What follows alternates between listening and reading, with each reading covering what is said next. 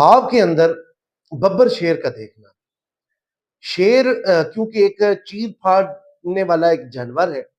اور اس کی خاص قسم جو ابن سیرین رحمۃ اللہ علیہ نے اپنی کتاب کے اندر لکھی ہوئی ہے کہ اگر کسی آدمی نے خواب کے اندر شیر کو دیکھا،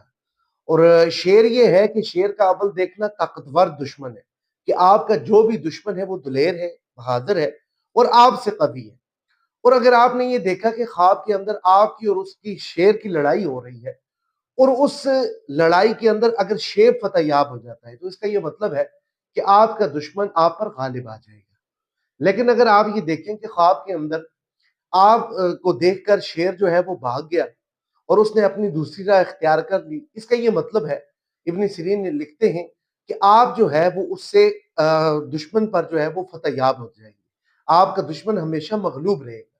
لیکن ابراہیم کرمانی رحمۃ اللہ علیہ وہ چیز لکھتے ہیں، وہ کہتے ہیں کہ اگر کسی نے خواب کے اندر شیر کی ہڈیاں،